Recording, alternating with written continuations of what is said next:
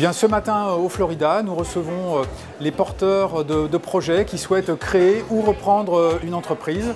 Donc c'est un événement organisé par le Crédit Agricole Toulouse 31 avec l'ensemble de nos partenaires. Nous avons au total une douzaine de partenaires qui nous accompagnent dans cette très belle aventure. On a en ce moment 16 porteurs de projets qui sont en train d'échanger. Ce sont vraiment de vrais moments importants où il se passe beaucoup d'échanges qui sont très riches avec une réelle convivialité et vraiment en toute simplicité. C'est ouvert à l'ensemble des porteurs de projets, qu'ils soient clients ou non du Crédit Agricole. C'est vraiment riche quand on est en phase de création d'entreprise, d'avoir tous ces acteurs à portée de main. Ça permet de discuter un peu avec tout le monde, que ce soit avec des organismes ou que ce soit avec des entrepreneurs aussi au final. J'ai pas besoin de prendre des rendez-vous auprès des organismes, donc ça c'est vraiment génial, il y a tout sur place, donc c'est un gain de temps qui est vraiment exceptionnel. Et puis les rendez-vous aussi sont convaincants puisque derrière on s'est entretenu avec eux et on s'est dit qu'on se tenait au courant dans la journée. On a de la réactivité et on va vite et on gagne du temps tout simplement. Au quotidien, quand on rencontre des porteurs de projets, ils ont difficilement accès ou ils n'osent pas. Exemple, je pense comme ça à des avocats, c'est vrai que c'est des personnes où on n'ose pas forcément, quand on est porteur de projet, à les rencontrer, on va plutôt vers un expert comptable ou son banquier. Je me posais des questions sur le statut juridique à choisir dans mon entreprise et c'est dans ce cadre-là que je suis venu ce matin. Et effectivement, nous avons pu lever tous les doutes de cet entrepreneur dans ce cadre très convivial et très chaleureux.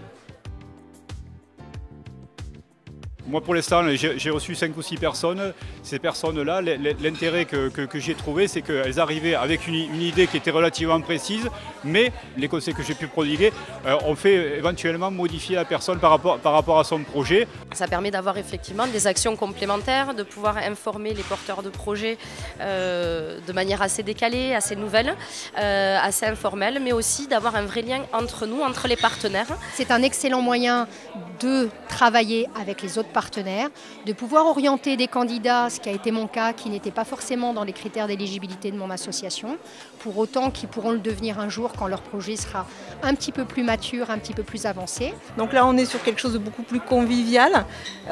Pour les porteurs de projets, je pense que c'est beaucoup plus confortable et puis beaucoup moins impressionnant que rentrer dans des locaux un peu plus impersonnels. Mais en fait, on discute de manière informelle et du coup, il n'y a pas de barrière entre nous et tout se fait de manière très facile et très conviviale. On espère que l'initiative se poursuivra, continuera, le déploiement est là et nous allons participer nous-mêmes à ce déploiement sur le milieu rural. C'est le premier, mais ce n'est pas le dernier. On donne rendez-vous à tous les porteurs de projets tous les deuxièmes jeudis du mois de 8h30 à 11h au Florida, place du Capitole. Et puis tous les troisièmes mercredis de chaque trimestre à Saint-Gaudens au café Le 50, place Napoléon.